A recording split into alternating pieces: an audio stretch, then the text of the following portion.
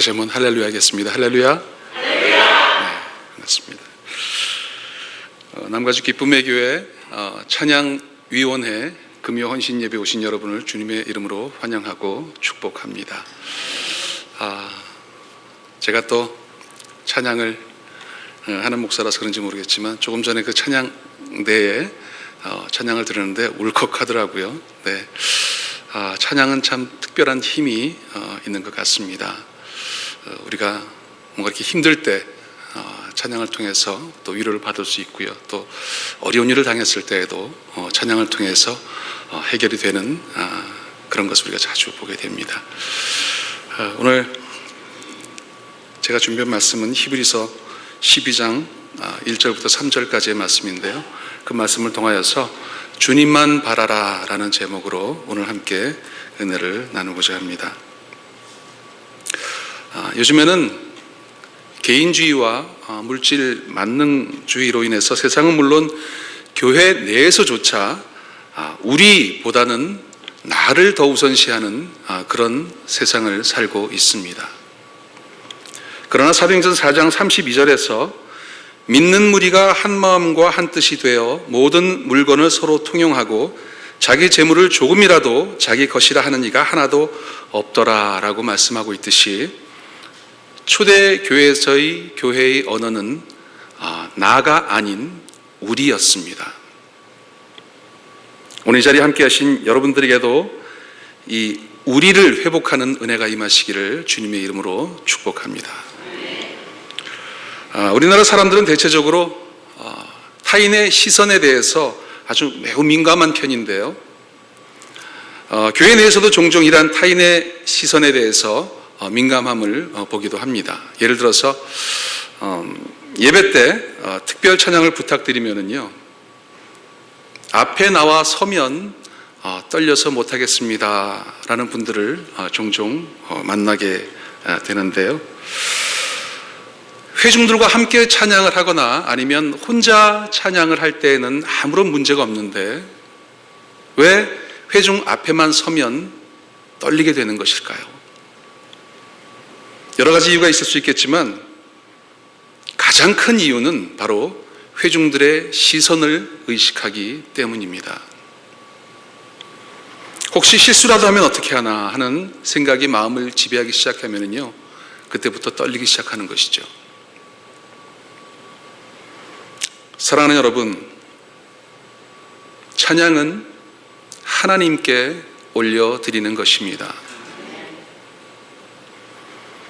하나님께서 우리를 지으신 목적 중에 하나가 바로 우리로부터 찬양을 받으시기 위함인데요. 그러나 하나님은 우리들이 찬양의 실력을 보지 않으십니다. 하나님은 우리의 외모를 보지 않으시고 우리 마음의 중심을 보시듯이 찬양 또한 실력이 아니라 찬양하는 그 마음의 중심을 보시는 것입니다.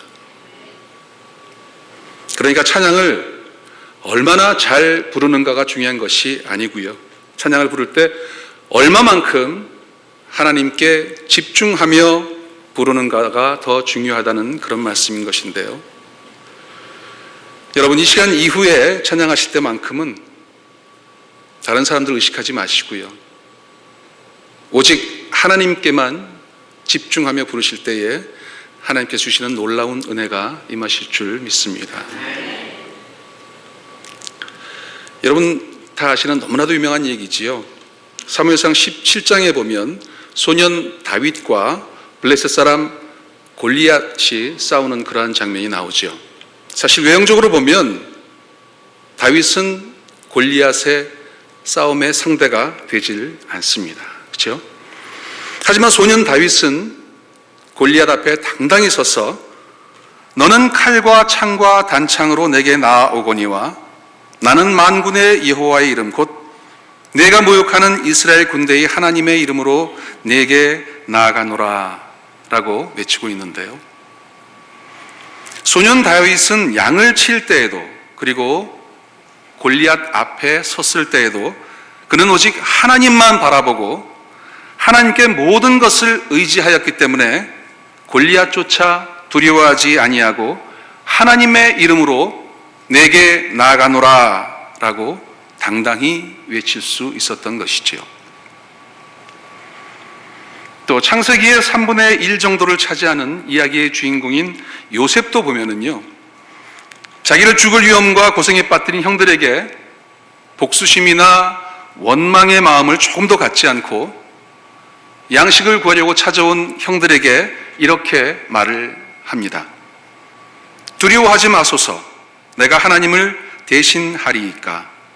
당신들은 나를 해하려 하였으나 하나님은 그것을 선으로 바꾸사 오늘과 같이 많은 백성의 생명을 구원하게 하시려 하셨나니 당신들은 두려워 마소서. 내가 당신들과 당신들의 자녀를 기르리이다.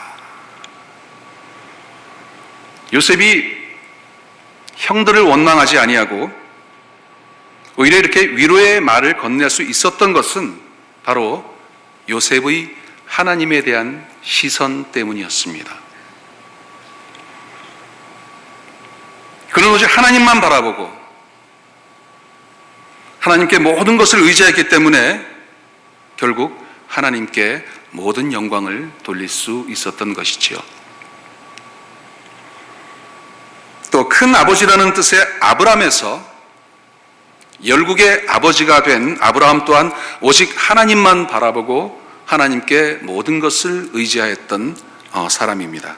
아브라함은 100세에 낳은 아주 귀하고 귀한 아들인 이삭을 모리아 산으로 데리고 올라가서 번제로 드리라는 하나님의 명령을 충실히 이행하지요.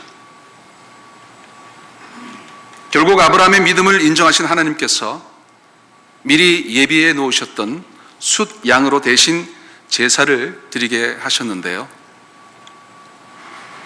구약의 제사를 보면 하나님께 제사를 드릴 때에는 반드시 필요한 것이 하나 있었습니다.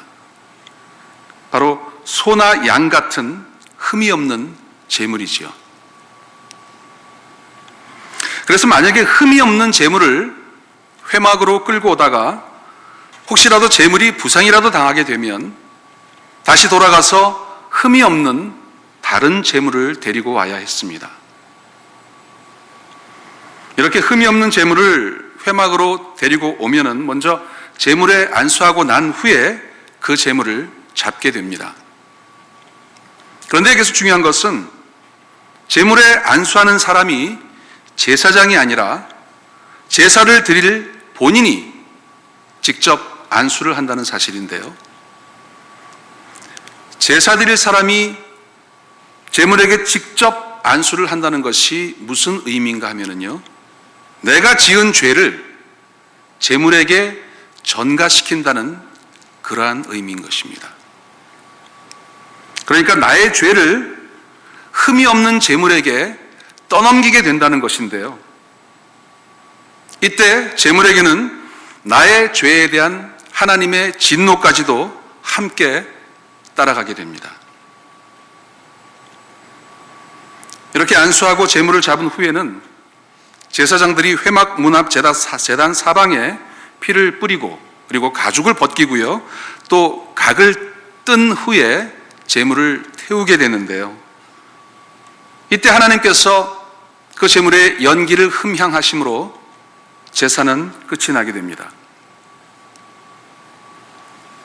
여기까지가 구약시대에 드리던 제사의 의미인데요. 이것이 신약시대로 접어들면서 제사의 형태는 완전히 바뀌게 됩니다. 바로 흠이 없는 제물 대신에 흠이 없고 죄가 없으신 예수 그리스도께서 친히 우리의 죄를 대신 지시고 죽으심으로 제사를 대신하게 된 것인데요. 따라서 우리는 예수 그리스도를 믿음의 주로 고백함으로써 우리의 죄를 예수 그리스도께로 전가시키게 되었고요. 그 결과 우리는 아무런 공로 없이 구원을 받게 된 것입니다. 사랑하는 여러분, 예수 그리스도만이 구원에 이르게 하는 유일한 길이심을 믿으시기 바랍니다. 종교 다원주의자들이 주장하는 것처럼 구원에 이르는 길은 결코 여러 갈래의 길이 될 수가 없는데요. 예수님께서도 친히 이렇게 말씀하셨습니다. 내가 곧 길이요 진리요 생명이니 나로 말미암지 않고는 아버지께로 올 자가 없느니라. 아멘. 또한 예수님의 제자 중에서 성령 충만했던 베드로도 사도행전 4장 12절에서 다른 이로서는 구원을 받을 수 없나니 천하 사람 중에 구원을 받을 만한 다른 이름을 우리에게 주신 일이 없음이라 하였더라고 고백하고 있듯이 예수 그리스도만이 이 땅 가운데에서 구원을 이루실 유일한 길이라는 사실을 여러분 잊지 마시기 바랍니다. 이렇게 이 땅 가운데에서 구원을 이루실 유일한 길이신 예수님을 히브리서 기자는 본문에서 믿음의 주요 온전하게 하시는 이라고 칭하고 있는데요. 그러니까 한마디로 예수님은 온전치 못한 우리를 온전하게 하시는 분이라는 말씀인 것입니다.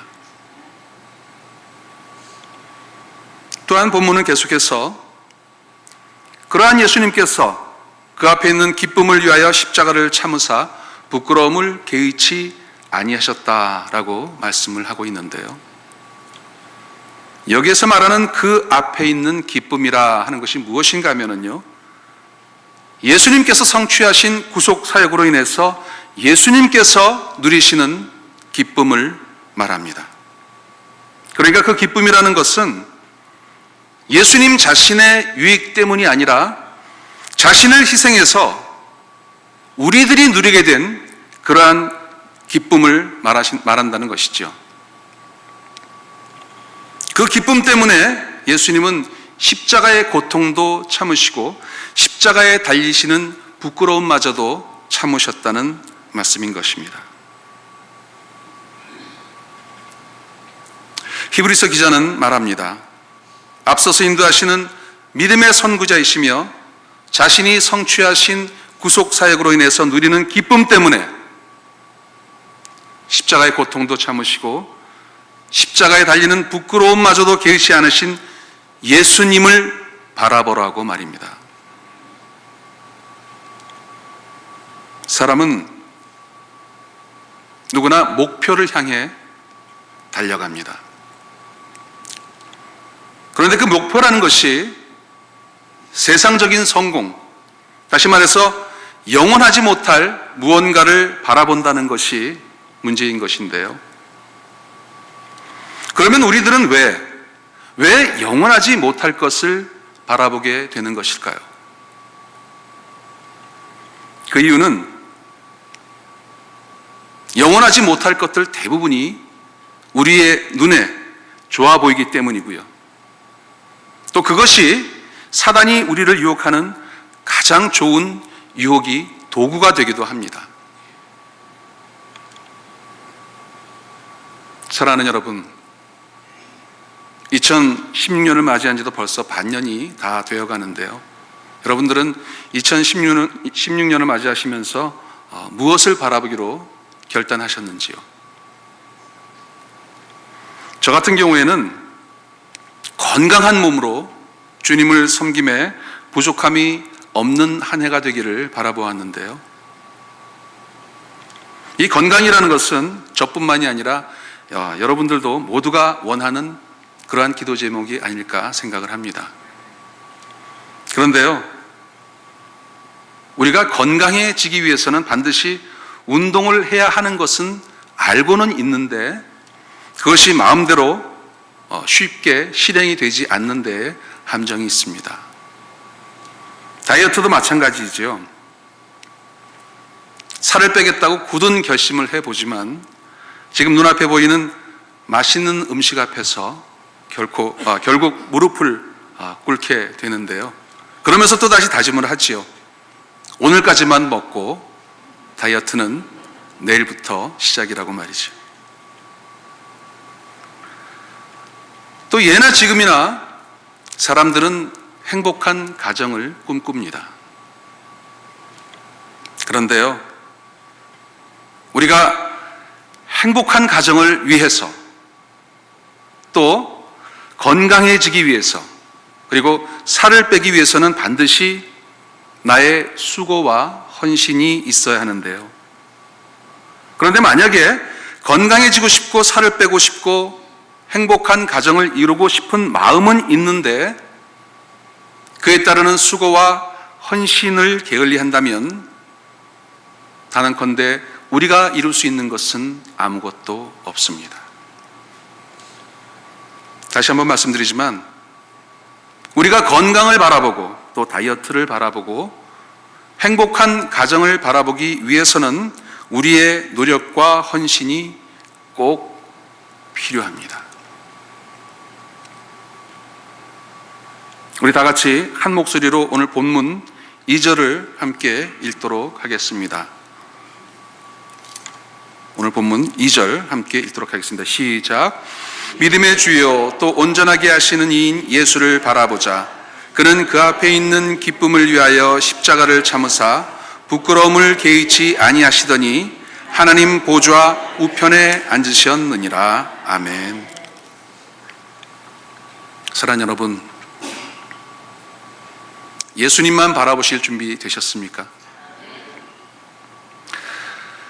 여기서 바라본다 라는 것은요, 막연하게 물끄러미 그렇게 바라보는 것을 의미하는 것이 아니고요, 시선을 집중시켜서 예수님께 고정하는 것을 의미하는 것인데요, 예수님만 바라보기 위해서는 예수님을 사랑하는 마음이 있어야 합니다.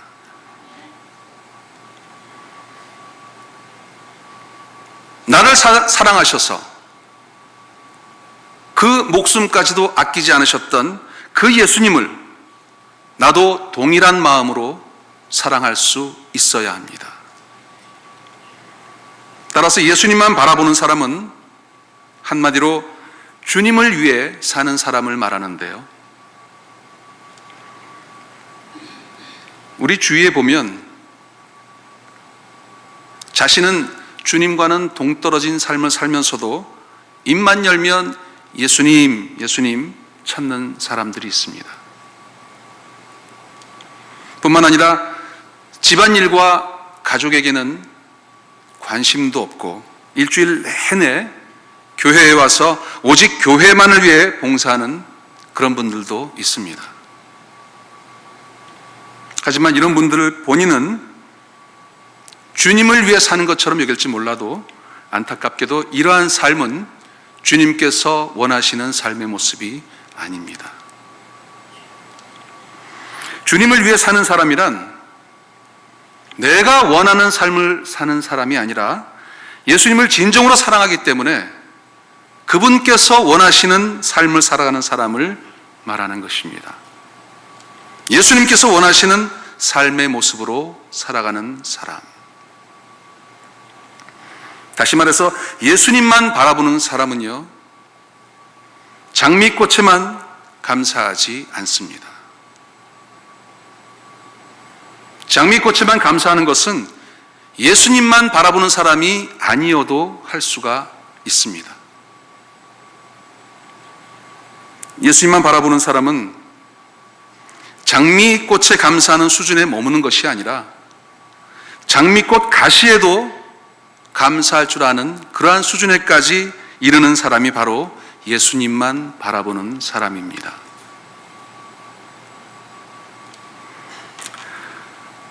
우리의 삶에 아무런 풍파가 없을 때는 잘 나타나지가 않지요. 하지만 예수님만 바라보는 사람은 우리의 삶에 고난이 닥쳤을 때, 시편 119편 71절에서 다윗이 고난당한 것이 내게 유익이라, 이로 말미암아 내가 주의 율례들을 배우게 되었나이다 라고 고백했던 것처럼 그 고난의 이유에 대해서조차 감사할 수 있게 되는 것입니다. 사랑하는 여러분, 사람을 바라보지 마시기 바랍니다. 내가 어려운 일을 당했을 때 사람을 바라보고 사람을 통해서 해결하려 들지 마시고요. 우리가 어떤 자리, 어떠한 위치에 있을지라도 우리를 온전케 하시는 주님만 바라보며 주님께서 모든 것을 가장 선하신 것으로 변화시키시고 또한 이루어 주실 것을 믿는 믿음으로 나아가는 저와 여러분 되시기 바랍니다. 그래서 이 세상 가운데에서 그 무엇보다도 예수님으로 인해서 기뻐하고 또 예수님 한 분만으로 충분한 그러한 삶을 살아가는 우리 모두 되시기 바랍니다. 아멘. 우리 다 함께 기도하실 텐데요. 오늘 함께 주신 이 말씀 붙잡고 여러분 합심으로 함께 기도했으면 좋겠습니다. 기도하실 때에 하나님 좀 우리 삶 가운데 함께 하시어서 좀 우리 허탄한 영원하지 못한 것 그런 것들 바라보지 않게 하시고 오직 우리를 온전케 하시는 예수님만 바라볼 수 있도록 우리의 모든 삶을 친히 주장하여 주시옵소서. 우리 간절한 마음으로 함께 기도하시겠습니다. 기도하시겠습니다.